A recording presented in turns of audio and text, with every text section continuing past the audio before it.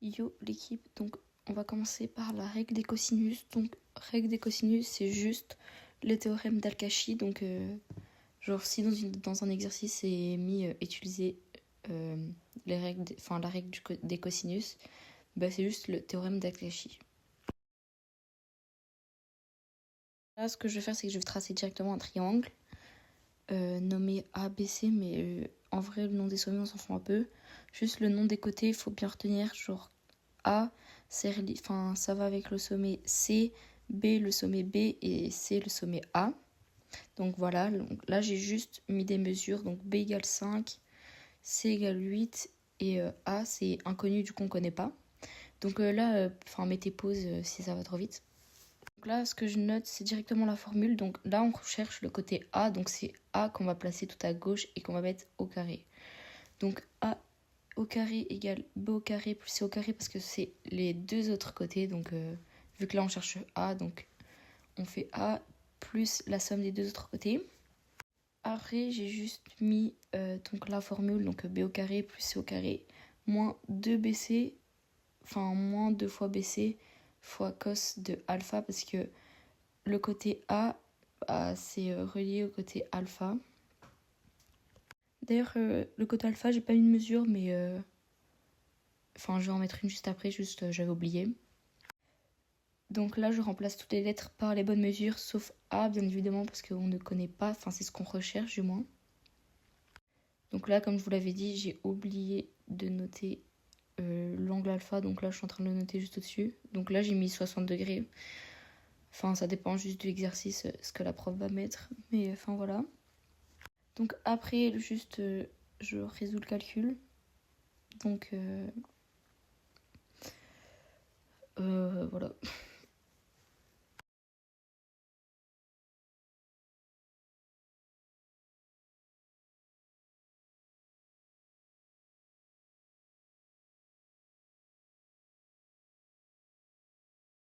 Donc après avoir fait le calcul, j'ai directement noté la réponse, donc j'ai tout noté sur ma calculatrice. Mais vu que c'est A au carré, donc pour trouver A, il faut faire la racine carrée du nombre trouvé. Donc là, j'ai fait la racine carrée et ça a donné 12,85. Là, j'avais pas mis de mesure, du coup, faut rien mettre. Mais si dans un exercice, c'est genre mis centimètres ou mètres, il faut pas oublier de mettre la mesure. Donc là, j'ai retracé un triangle pour vous remontrer d'une autre façon. Donc là, je note les données qu'on a. Donc bêta, j'ai décidé qu'il faisait 40 degrés, ok. B, c'est le côté qu'on va chercher. Donc c'est l'inconnu. C, 5,2 cm. Et A, je crois que j'avais mis 6,8, voilà. Donc un truc qui est bien, c'est de noter les informations aussi qu'on a. Donc ça, pour vous faciliter la tâche, c'est bien de le noter. Donc voilà. Là, vous pouvez mettre sur pause pour voir ce que j'ai noté dans le triangle. Donc là, vu qu'on recherche le côté B, c'est le côté qu'on va isoler, donc B au carré, plus la somme des deux autres côtés. Donc A et C, donc on va faire A carré plus C carré. Donc ça, c'est la formule à vraiment connaître. Plus, non, pas plus, moins 2 fois A fois C fois le cos de l'angle opposé. Donc là, l'angle opposé au côté B, c'est bêta. Donc voilà. Après, je remplace toutes les données, les lettres par toutes les données. Du coup, on sait que A, c'est, je sais plus, 16,8, C, 5,2. Voilà. Ça, vous savez faire, j'espère.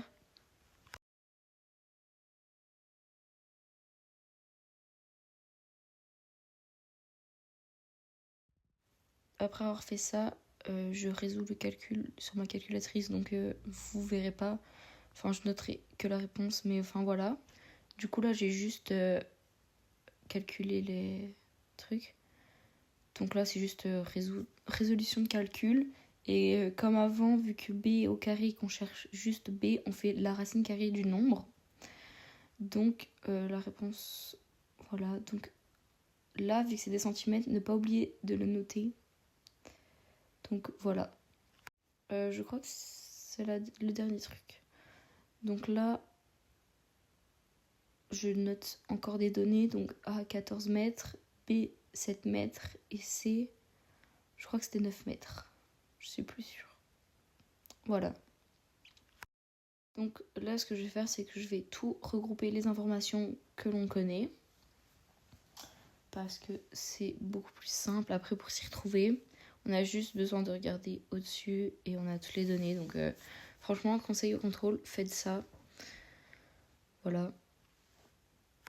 Bon, donc là, ce qu'on cherche, c'est l'angle. Je ne l'ai pas nommé, mais je crois que je vais le nommer. Donc, voilà. Donc, vu que c'est l'opposé de C, c'est C qu'on va, qu'on va isoler. Donc, attendez, je vais le noter. Voilà, je l'ai noté gamma. Donc, vu que c'est le côté opposé de l'angle qu'on recherche, on l'isole. Donc, c'est égal à la somme des deux autres côtés. Donc, A au carré plus B au carré, moins 2 fois A fois B, fois cosinus de l'angle gamma, parce que c'est l'angle opposé à l'angle C.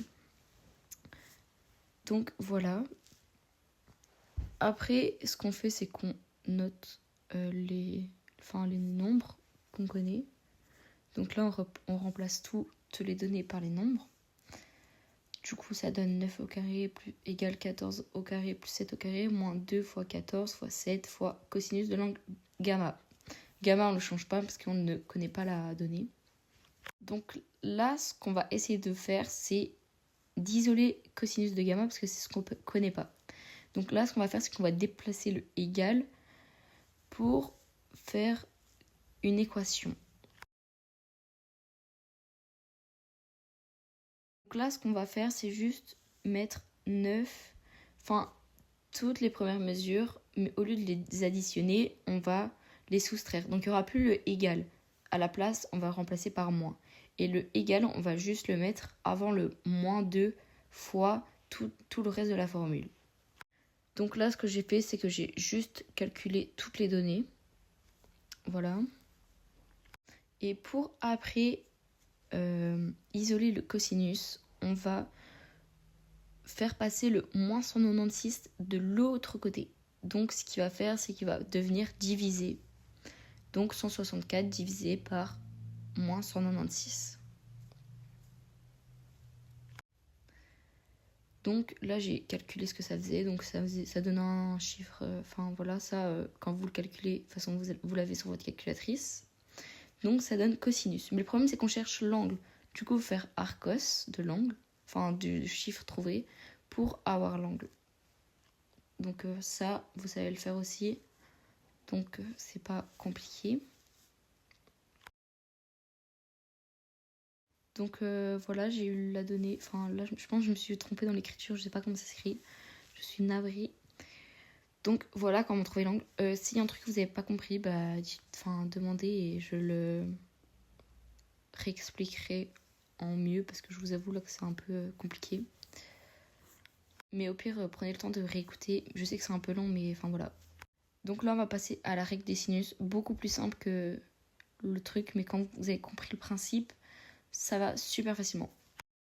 Donc là, je vais commencer par tracer un triangle en notant des données. Du coup, j'ai noté juste les angles alpha, gamma et bêta.